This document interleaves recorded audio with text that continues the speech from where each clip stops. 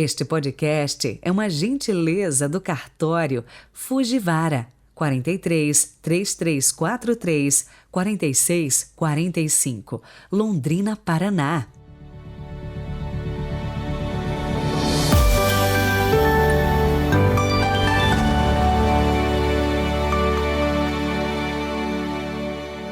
Olá, sexta-feira chegou, 18 de fevereiro de 2022.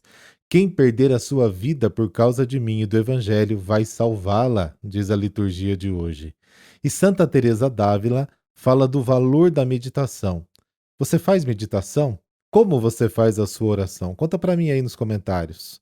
Mas Santa Teresa dizia o seguinte: começar a meditar para nós cristãos é uma questão de vida ou morte. Pelo sinal da Santa Cruz, livrai-nos Deus, nosso Senhor, dos nossos inimigos. Concedei-nos, ó Deus Todo-Poderoso, que, purificados pelo esforço da penitência, cheguemos de coração sincero às festas da Páscoa que se aproximam. Amém.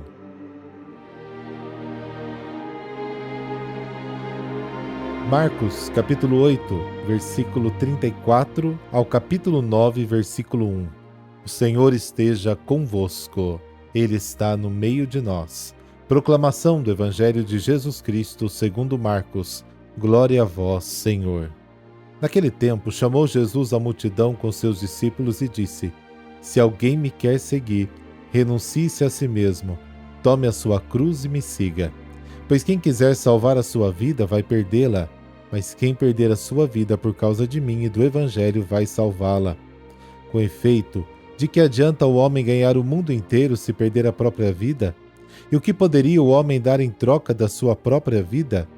Se alguém se envergonhar de mim e das minhas palavras diante desta geração adúltera e pecadora, também o Filho do Homem se envergonhará dele, quando vier na glória do seu Pai com os seus santos anjos. Disse-lhe Jesus: Em verdade vos digo, alguns dos que aqui estão não morrerão sem antes terem visto o reino de Deus chegar com poder.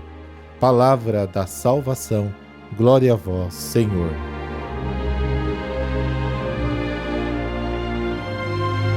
O Evangelho de hoje fala das condições necessárias para seguir Jesus. Pedro não compreende a proposta dele quando fala do sofrimento e da cruz. Pedro aceita Jesus, o Messias, mas não um Messias sofredor. Perante a incompreensão de Pedro, Jesus anuncia a cruz e explica o significado dela para a vida dos discípulos. E aí vem o contexto histórico de Marcos. Nos anos 70, quando Marcos escreve, a situação das comunidades não era fácil. Houve muito sofrimento, muitas cruzes. 6 anos antes, em 64, o imperador Nero havia decretado a primeira grande perseguição, matando muitos cristãos. Em 70, na Palestina, os romanos estavam destruindo Jerusalém. Em outros países, uma enorme tensão começou a surgir entre judeus convertidos e judeus não convertidos. A maior dificuldade foi a cruz de Jesus. Os judeus pensavam que um crucificado não poderia ser o Messias, porque a lei dizia que qualquer crucificado deveria ser considerado amaldiçoado por Deus. Isso está lá em Deuteronômio, capítulo 21.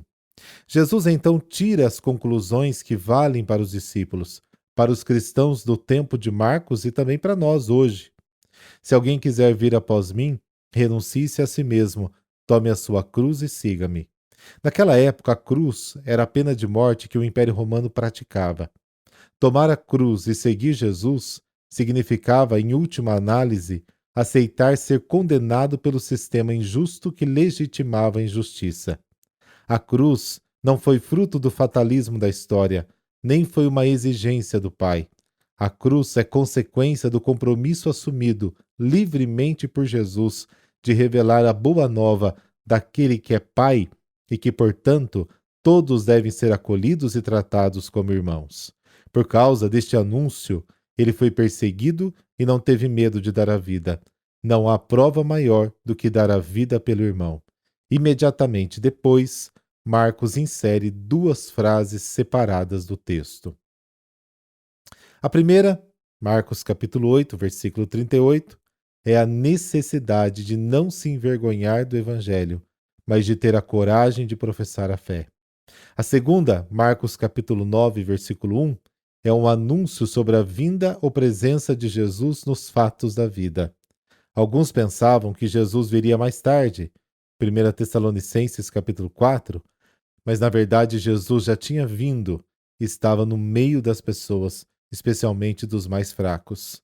Mas eles não perceberam isso.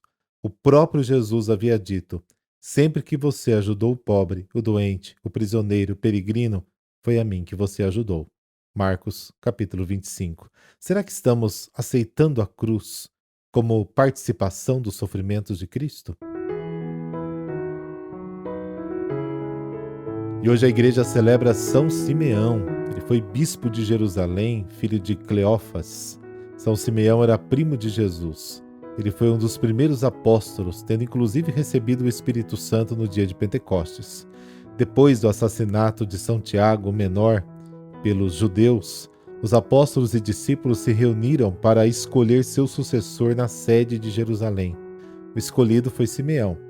No ano 66, começou na Palestina a guerra civil, em consequência da oposição dos judeus aos romanos, e parece que os cristãos de Jerusalém receberam do céu o aviso de que a cidade seria destruída e que deviam sair dela sem demora, refugiando-se com o santo na cidade de Pela. Depois da tomada e destruição de Jerusalém, os cristãos voltaram e se estabeleceram nas ruínas.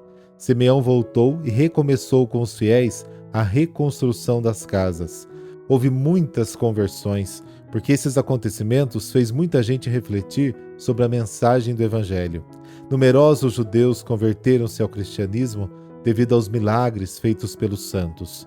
Os imperadores Vespasiano e Domiciano mandaram matar todos os membros descendentes de Davi, mas Simeão conseguiu escapar. Contudo, durante a perseguição do imperador Trajano, foi denunciado às autoridades, torturado, crucificado e morto. Simeão recebeu ordem de prisão e intimação de prestar homenagem aos deuses. O santo negou-se corajosamente a trair aquele que era seu único mestre e senhor. No meio da cruel flagelação, Simeão louvou e bendisse o nome de Deus e de Jesus Cristo. Do alto da cruz, ainda confessou o nome do Divino Mestre, rezou pelos inimigos e entregou o Espírito nas mãos de Deus. Morreu com 120 anos, depois de ter governado durante 43 anos a Igreja. Sua simplicidade e fidelidade uniu os cristãos em torno do Evangelho de Jesus. Querido Pai, Deus uno e trino, pela intercessão do bispo São Simeão, conserve em nós a fidelidade ao projeto do amor aos mais abandonados e sofredores, e que o testemunho deste apóstolo seja alimento de nossa fidelidade ao Evangelho, por Cristo nosso Senhor. Amém. Abençoe-vos o Deus Todo-Poderoso, Pai, Filho, Espírito Santo. Amém. Bom final de semana para você. Até amanhã.